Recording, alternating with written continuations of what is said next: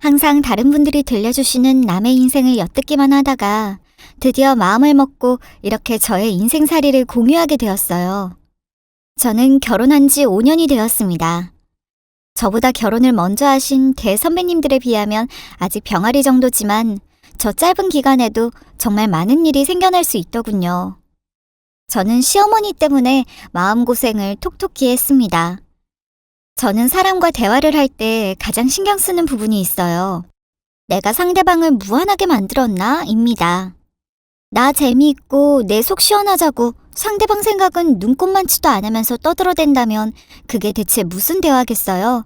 그냥 일방적인 외침일 뿐이죠. 그런데 저희 시어머니가 딱 그런 분이었지 뭐예요? 막말해서 사람 무안하게 하고 마음 상하게 하는 대회가 있다면 시어머니가 나가야 한다고 생각합니다. 그 정도로 생각 없이 말을 하고 자기 하고 싶은 말을 다 하는 게 맞는 거라고 생각하시는 분이에요. 아유, 더 길게 얘기할 필요 없이 바로 본론으로 들어가서 여러분들에게 제 시어머니라는 사람이 어떤 사람이었는지 이야기를 들려드리도록 하겠습니다.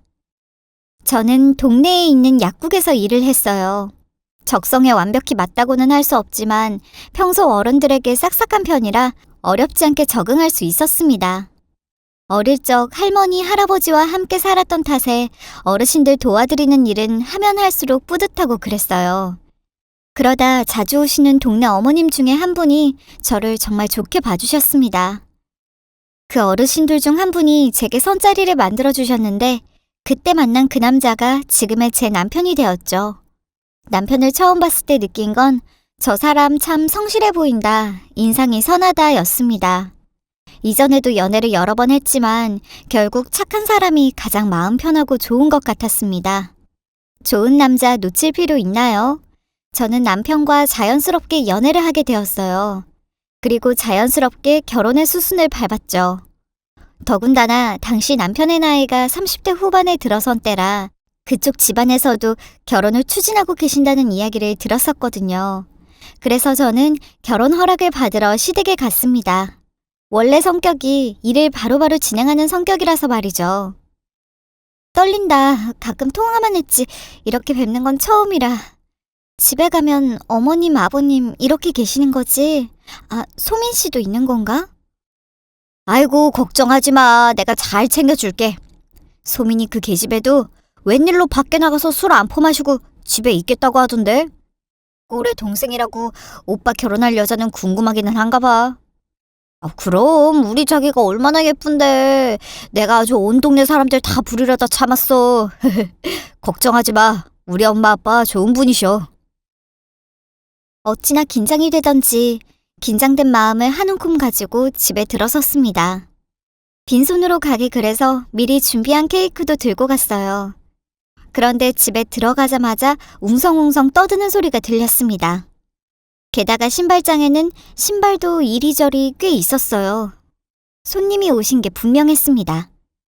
신발 가짓수를 보는데 머리가 새하얗게 되는 것 같았죠. 엄마, 우리 왔어. 안녕하세요. 아이고, 그래, 왔니? 어서들 들어와. 아가씨, 언니, 얼른들 와봐요. 여기 우리 며느리.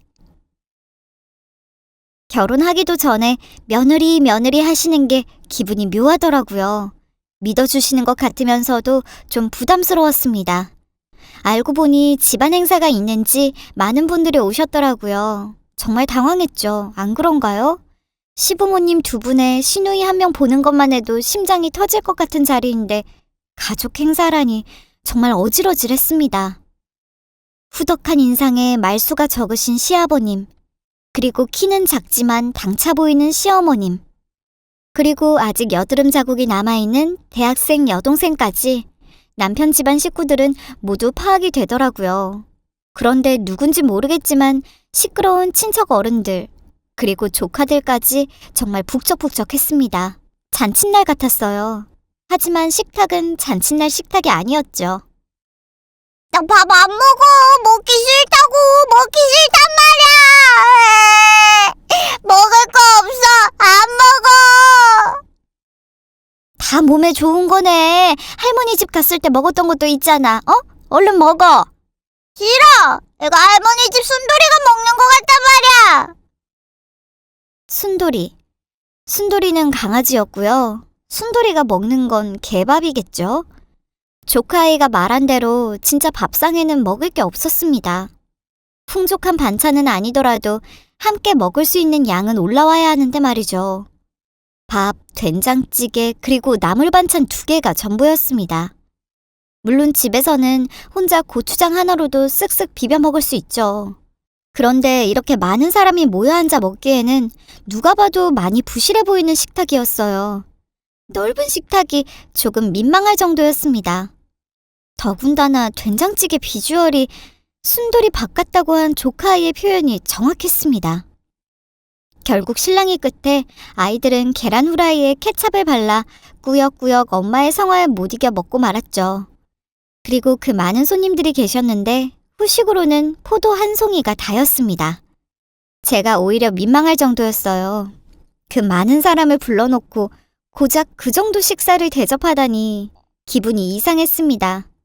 그 자리에 있던 내내 계속 좀 이상하다는 생각은 했어요. 그 와중에 친척들과 조카들은 본집으로 갔습니다. 저희는 그제야 결혼 이야기를 들을 수 있었죠. 그런데 기대와 기쁨에 차서 이야기를 꺼냈던 시작과는 달리 저는 점점 기분이 안 좋아졌어요. 시어머니 때문이었죠. 결혼 좋지. 너희 당연히 둘이 반반씩 해서 하는 거지? 요즘 시대에 남자가 집하고 이런 게 어디 있겠니? 그래 뭐 너희들 좋다면 결혼하는 거지. 시어머니의 저런 말도 안 되는 발언 때문이었죠. 축하한다는 말은 못해줄 망정 바로 반반 결혼하라는 식인 금전적 이야기부터 하니 마음이 좋지 않았습니다. 엄마, 우리 결혼 허락만 받으러 온 거지 예물 그런 얘기까지 하려고 온 거 아니에요. 그리고 우리도 생각이 있는데 그런 건 우리가 알아서 할게요. 너는 꼭 엄마를 이렇게 민망하게 해야겠어? 이런 건 솔직히 얘기를 해야 서로 편한 거야. 결혼의 파랄이 뭐야? 다 돈이지. 어쨌든 결혼 준비는 알아서들 해라. 실수 없게. 저는 누가 제 머리를 망치로 내려친 것 같은 기분이었습니다. 반반 결혼 나쁘지 않죠. 그리고 전 남자가 반드시 집을 해야 한다는 편견도 없습니다. 남편 사정도 제가 다 알았으니까요. 당시에는 시누이가 아직 대학교 졸업을 못한 상황이라 여러 가지 고려를 해야 했습니다. 그런데 다짜고짜 너희들끼리 알아서 해라. 나중에 여자는 쉬면서 내조나 해야지 라고 이야기하는 시어머니를 보며 저는 더 이상 참을 수 없었습니다. 어떻게라도 해야 할 말은 하고 싶었어요. 네, 그렇죠. 돈 중요하니까요. 그런데 저희 부모님께서 어느 정도 도와주실 것 같아요. 지난주에 오빠랑 가서 인사드리며 말씀드렸더니 예산을 얼추 맞춰주셨거든요. 할 수 있으면 굳이 저희 돈 너무 많이 쓰지 말고 그 돈으로 나중에 집 살 때 쓰라고 하시더라고요. 예, 너 지금 그 얘기를 왜 하는 거냐? 자기 집에서는 돈을 보태준다는데 우리 지석이 집에서도 당연히 보태야 한다는 그 얘기를 하려고 하는 거냐? 너네도 보태라. 우리한테 지금 그 말 하는 거니? 이래서 요즘 젊은 애들은 부모가 이 정도까지 키워줬으면 된 거지. 뭘 그렇게 바라는 게 많아? 솔직히 있는 그대로 이야기해서 너희들끼리 결혼하는 건데 뭘 받으려고 하니? 그건 너무 욕심 아니냐? 아휴, 됐다. 와서 돈 얘기부터 하고 앉았고. 참나, 너 아주 그냥 첫인상 제대로 심어주는구나, 어? 이 사람이 왜 이렇게 큰 소리를 내는 거야? 못하는 소리가 없어. 아이 시끄러워. 예, 너희들 말 알겠으니 그건 차차 생각해보자. 일단 어서 가라. 이 사람이 반주를 많이 해서 그런가 보다. 결국 시아버님이 시어머니의 폭주를 막아주셨어요. 그렇게 저는 결혼 전 시댁과의 첫인사를 망치고 말았죠. 의도가 그게 아닌데 시어머님이 자꾸만 당신이 생각하는 대로 절 몰아세워서 정말 속상했습니다. 그래서 저는 시어머니와 오해를 풀어보고자 2주 후 저녁 식사 약속을 잡았습니다. 시어머니, 남편, 저 이렇게 3사람이 모이는 자리를 말이에요. 시아버님은 당시에 일이 있으셔서 못 오셨죠. 일단 급한 불은 꺼야 한다는 생각에 마련한 자리였거든요. 그런데 약속 당일 남편에게 다급하게 연락이 왔어요. 자기야, 이거 어쩌지? 서류가 잘못된 건이 있는데 워낙 급한 거라 이거는 무조건 해결해야 할 것 같아. 정말 미안한데 아무래도 오늘은 자기랑 엄마랑 둘이 밥 먹어야 할 것 같아. 나랑 어머님이랑 단 둘이서? 오, 그래도 지난번보다는 훨씬 나을 거야. 엄마도 한껏 기대하고 계시더라고. 자기한테 그렇게 말한 게 마음이 쓰이셨던 것 같아. 우선은 내가 지금 계좌이체 해줄 테니까 그 돈으로 맛있는 거 비싼 거 같이 먹어. 간만에 맛있는 거 사드려. 정말 난감했습니다. 안 그래도 불편한 사이라 남편이 중간에 꼭 필요한 자리였거든요. 그런데 하필 회사에 일이 터지다니 답답했어요. 뭔가 일이 꼬이는 느낌이 들었지만 반차를 쓰고 회사를 나왔기에 어쩔 수 없었습니다. 이윽고 약속 장소에 가서 어머님을 기다렸어요. 시어머니를 반갑게 맞이했는데 돌아오는 대답이라고는 반차를 왜 썼냐였습니다. 너 반찬이 연찬이 이런 거 많이 쓰니? 내가 미리 말해두는데 그런 거 자꾸만 쓰지 마라. 그렇게 야금야금 쉬면 계속 쉬고 싶어지는 거야. 너 결혼 전까지는 모아놓은 돈도 없는데 악착같이 일해야지. 안 그래? 그럼요, 어머니. 저 자주 안 써요. 그리고 저는요, 어머님, 일하는 걸 너무 집착하지 않는 편이에요. 하고 싶은 거 하고 가족들이랑 좋은 곳 다니려고 일하는 것일 뿐이잖아요. 너 뭐 어디 대통령 딸내미라도 되니? 얘가 생각이 아주 그냥 텅 비었구나. 뭘 먹고 쉬고 하려고 이래. 악착같이 돈을 모아서 집도 사고 석진이 내조도 하고 그래야지. 안 그래? 하기나 봐라. 얼마나 돈 들어갈 때가 많은데. 지금부터 허리띠 졸라매고 살아야 간신히 먹고 살 거다. 그놈의 돈. 밥을 다 먹는 그 순간까지도 그놈의 돈 이야기뿐이었습니다. 지난번 결혼 준비 이야기로 오해했던 부분을 이야기하려 했지만 도저히 말할 틈이 없었어요. 그날도 역시 타이밍이 맞지 않았죠. 원래 계획대로라면 시어머니와 잘 풀어서 식사 뒤에 데이트라도 해보려 했는데 그저 집에만 가고 싶어졌습니다. 그래도 남편이 마사지라도 받으며 이야기해보는 건 어떻겠냐며 돈을 더 보내줬기에 그것만 하고 빨리 가려 마음먹었죠. 계산을 하려고 보니 금액이 많이 나왔습니다. 꽤 괜찮은 한정식 코스 요리 집이었거든요. 그래도 남편이 보내준 돈이 있어서 그나마 다행이었죠. 정말 고마웠습니다. 얘 그런데 다시는 이런 데 오지 말자. 너무 비싸다 얘. 그렇죠. 하긴 이런 곳은 가끔 와야 맛있어요. 어머님, 그나저나 오빠가 식사하고 나서 어머님이랑 같이 마사지 받아보라고 해서요. 오빠가 용돈도 줬어요. 오늘 같이 하고 들어가요. 뭐? 석진이가 뭘 줘? 잠깐만. 그럼 밥도 그렇고 마사지도 그렇고 다 죄다 석진이가 지금 준 돈으로 쓴 거야? 어머머, 얘! 마사지고 뭐고 그거 난 안 간다. 우리 석진이가 피땀 흘려 번 돈으로 내가 뭘 사치스럽게 그런 소꿉놀이를 하고 앉았니? 너도 그러는 거 아니다. 너 혹시 석진이한테 가끔 용돈 받고 그러냐? 아니요, 어머니. 오늘 딱 한 번이었어요. 저희는 데이트할 때 평소 반반 데이트 비용 내요. 저도 일하잖아요. 그럼 됐고. 어쨌든 남자니 여자니 그런 거 따지면서 남자가 더 써야 하고 이런 여자애들 나는 딱 질색이야. 너도 잘 새겨들어. 결혼해서 남편이 벌어오는 돈 흥청망청 쓰면서 그렇게 살 생각 하지도 말어. 도저히 말이 안 통하더라고요. 무슨 말만 했다 하면 그놈의 돈이었습니다. 그리고 내 아들 고생시킬 생각하지 마라 라는 말도 절대 빠지지 않았죠. 그런 결혼을 다시 한번 생각해 봤어야 하는 건데 다행히 남편이 정말 하나부터 열까지 친정 식구들을 알뜰살뜰 챙기며 절 아껴주는 모습을 보여드리자 친정에서도 어느 정도 이해해 주시고 넘어가셨습니다. 다행히 오빠가 모은 돈과 제 돈, 그리고 아버지께서 조금 도와주신 돈을 보태서 신혼집을 차릴 수 있었어요. 신혼집은 시댁과 친정 딱 중간 정도에 위치하고 있었어요. 그래서 생각보다 시댁 스트레스는 없었죠. 다만 시댁이 명절과 제사 같은 굵직굵직한 행사에 예민했던 터라 그게 저를 힘들게 했습니다. 제사 당연히 중요하죠. 조상님을 모시는 일이고 반드시 예를 갖춰야 한다고 생각합니다. 그런데 제가 맏며느리라는 이유로 매번 음식도 차리고 모든 일을 도맡아야 하는 건 아니지 않나요? 3달에 한 번꼴로 제사가 있었습니다. 올 때 떡 좀 사와라. 내가 떡을 사온다는 걸 깜빡했지 뭐니? 올 때 조카들 좀 먹게 과자나 주전부리 같은 거 좀 사와라. 이따 애들 올 텐데 그걸 생각 못했네. 거기에 더해서 시어머니가 또 저를 열받게 했습니다.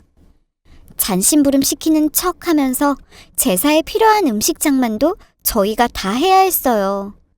거기다 조카들 용돈 주는 일이 생각보다 골치였습니다. 아이들이 한두 명이 아니었거든요.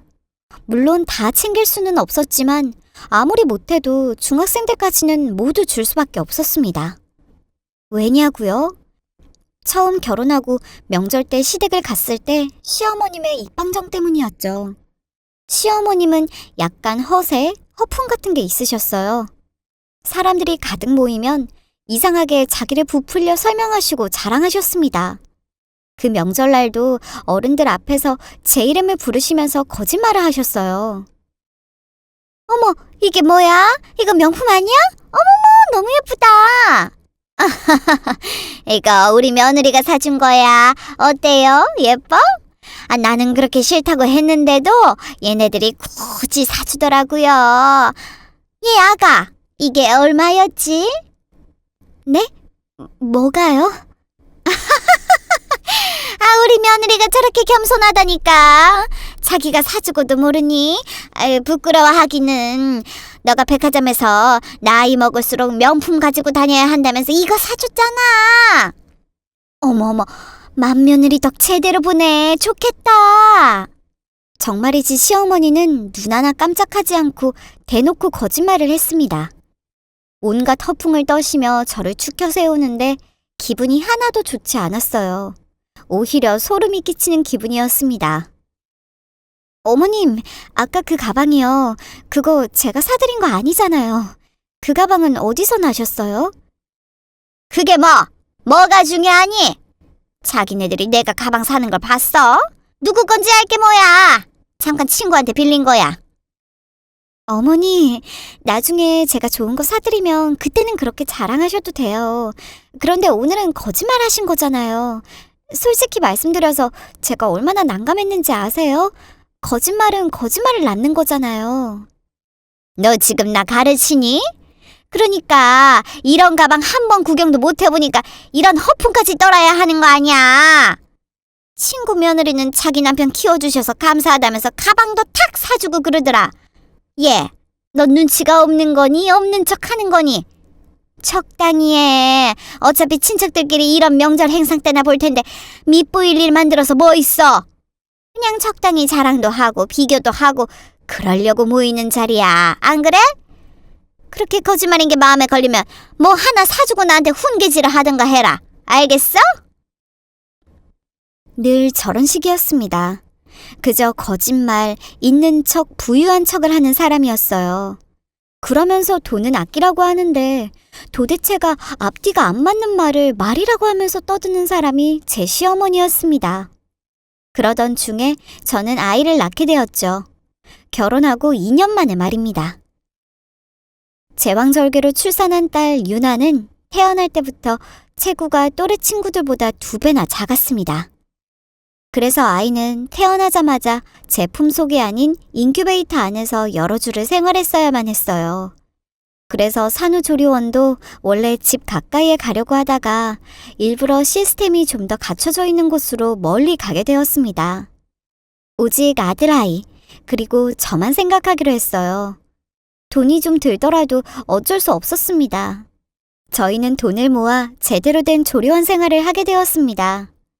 확실히 돈을 쓰니까 그만큼 대우받는 느낌도 들고 정말 좋았습니다. 돈은 이럴 때 제대로 쓰는 거구나를 확실히 알게 되었죠.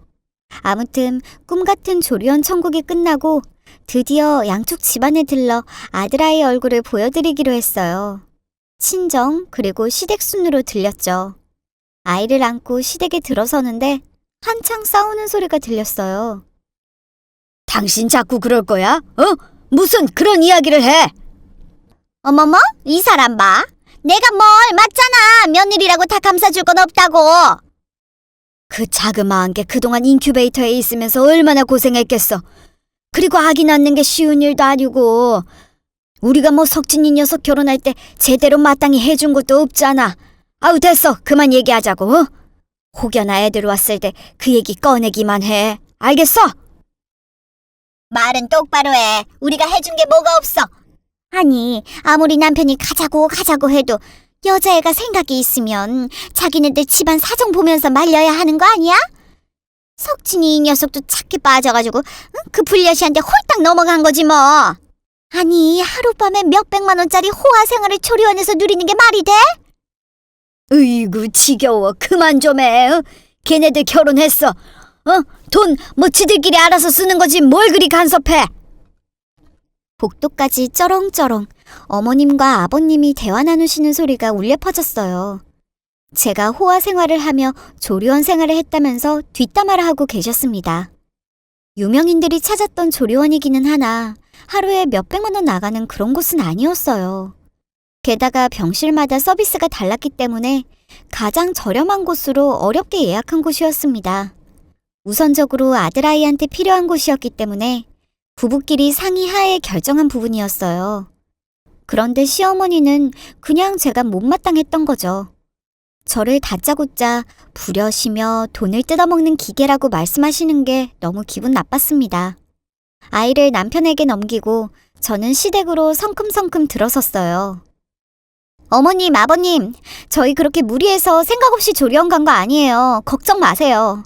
그리고 저 이 사람한테 떼써서 여기 가자고 그런 것도 아니고요.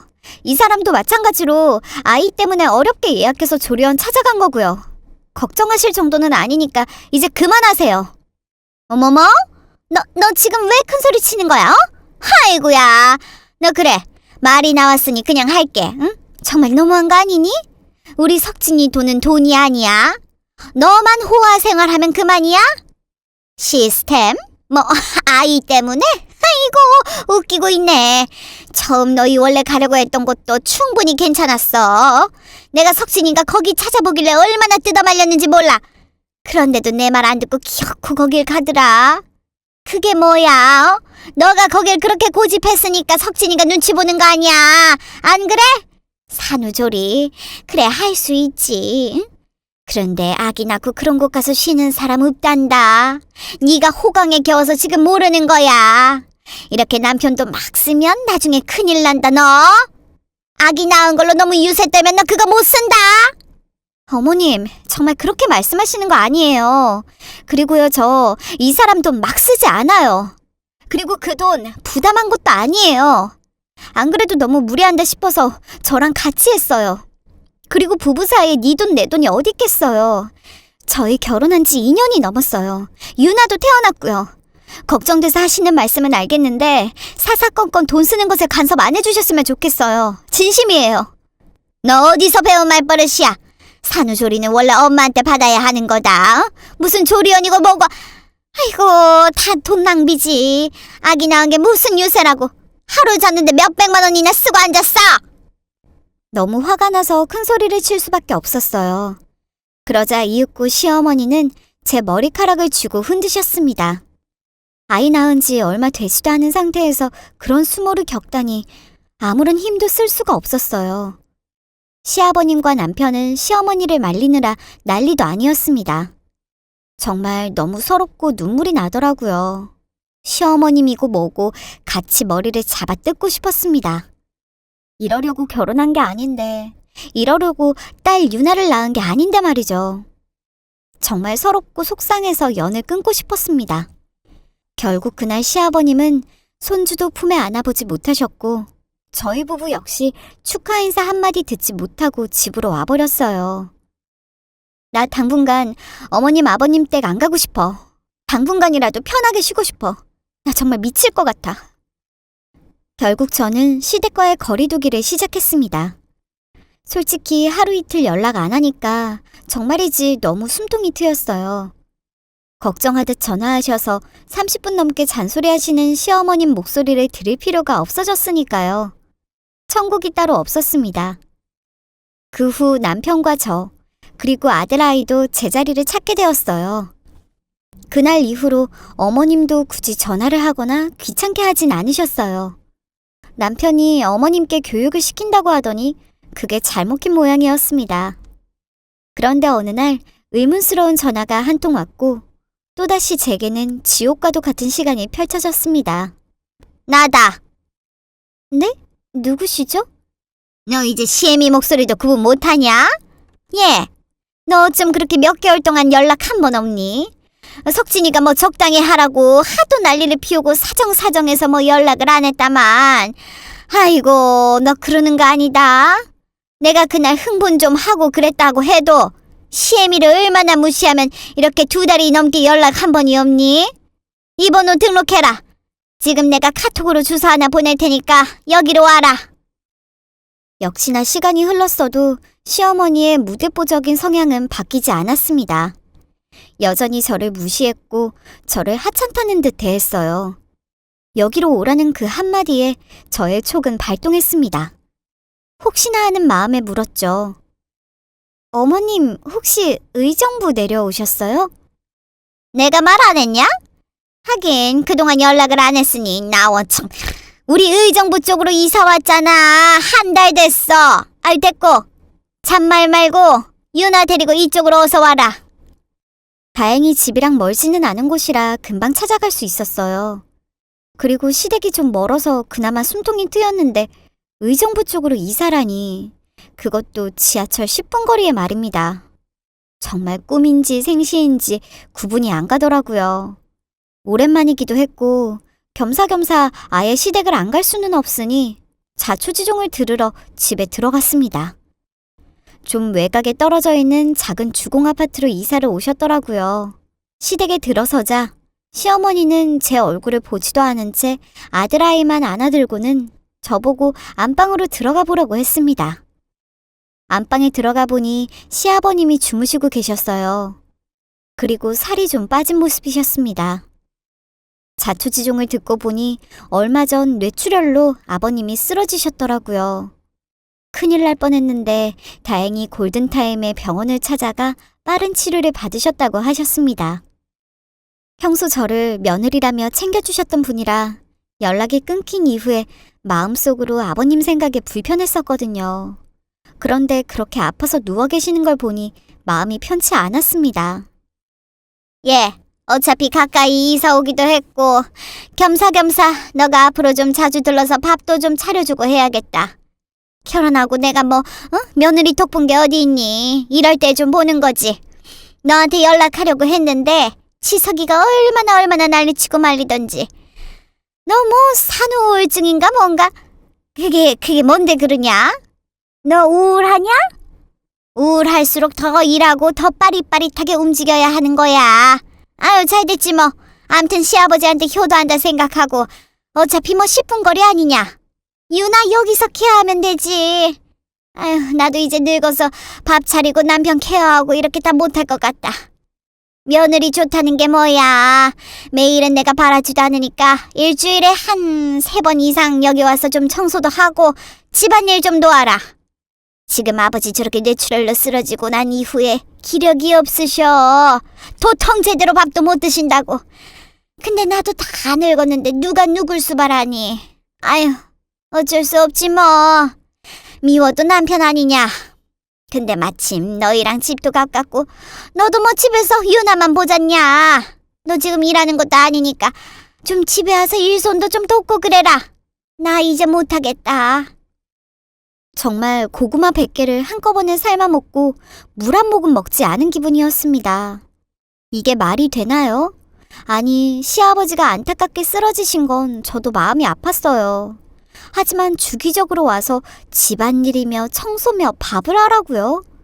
전 엄연히 며느리로 들어왔지 식모로 들어온 건 아니라는 생각이 스쳤습니다. 그리고 이건 정말 아니라는 생각이 들었어요. 어머님, 제가 지금 드리는 말씀은 정말로 오해 안 하셨으면 좋겠어요. 아버님 지금 편찮으신 건 저도 오늘 정말 처음 알았고 너무 마음 아파요.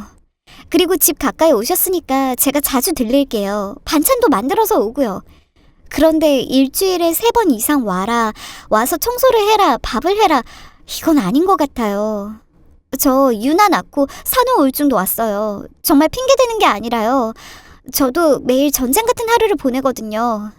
제가 힘 닿는 데까진 도울 테지만 그 역할이 제 역할인 양 말씀 안 해주셨으면 좋겠어요. 이해해주세요, 어머님. 너도 참 대단하다, 대단해. 너 지금 나한테 한 말 너희 친정 부모님한테 가서도 할 수 있냐? 얘가 말이라고? 아이고, 네, 대단하십니다. 이기적인 며느리께서 어련하시겠어요? 너 이 시어미가 죽어도 눈 하나 깜짝 안 할 거지? 어쩌면은 어른이 말하는데 한 번을 네, 알겠습니다. 그 말 한마디를 안 하니 그래, 또 말도 안 되는 논리를 펼치시는데 정말 할 말이 없었습니다.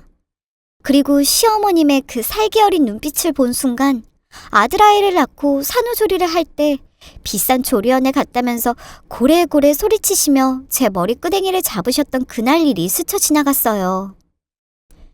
그리고 금방이라도 토가 나올 것 같았습니다. 저는 이번이 마지막 기회라는 생각이 들었어요. 맞는 말씀을 하셔야 제가 수긍을 하죠, 어머님. 어머님 에어로빅 하시고 수영 다니시는 동안 저보고 와서 아버님 병간호하라고 하시는 거잖아요, 지금. 당장에 에어로빅 수영 그거 안 가신다고 무슨 큰일 나나요? 그래요, 가실 수 있죠. 가실 수 있어요.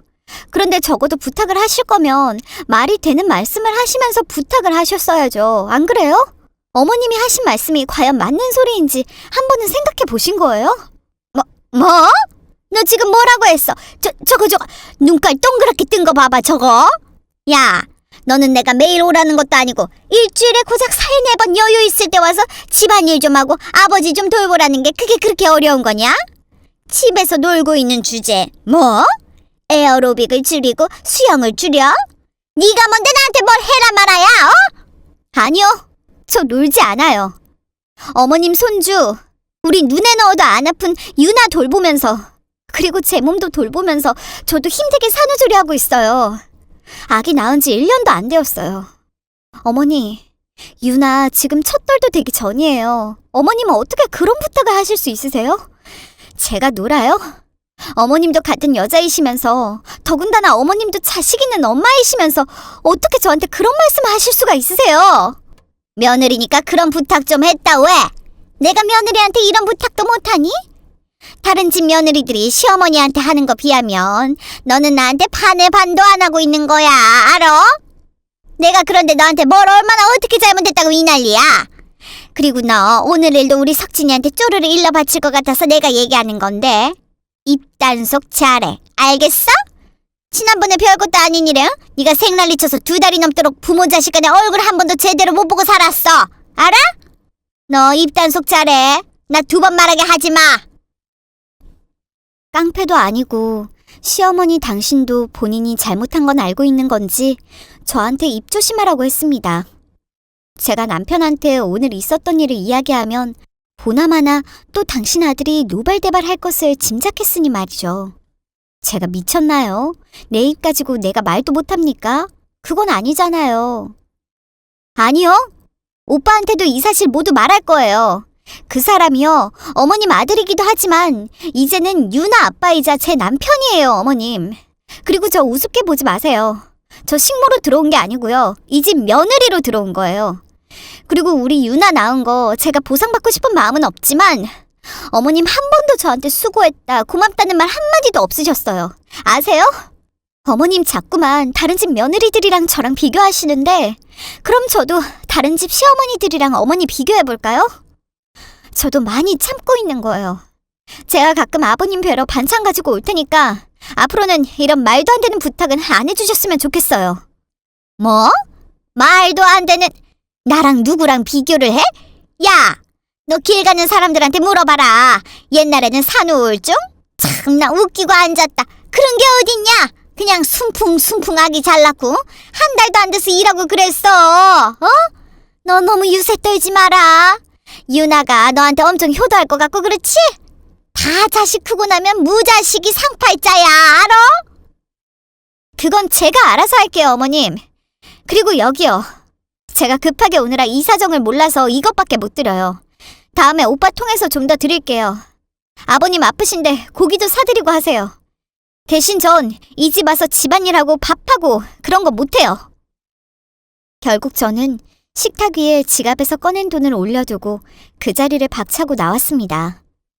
그 돈은 그나마 아버님에 대한 마지막 예의였어요. 시어머니가 아닌 시아버지한테만 차리는 제 예의였습니다. 그 이후로 제 이미지는 할 말 다 하는 며느리로 자리를 잡게 되었습니다. 제가 말하는 것마다 맞는 말만 하니 이제 저는 우습게 안 보더라고요. 결국에는 저희 시아버지를 위해 저와 남편은 간병인을 고용했습니다.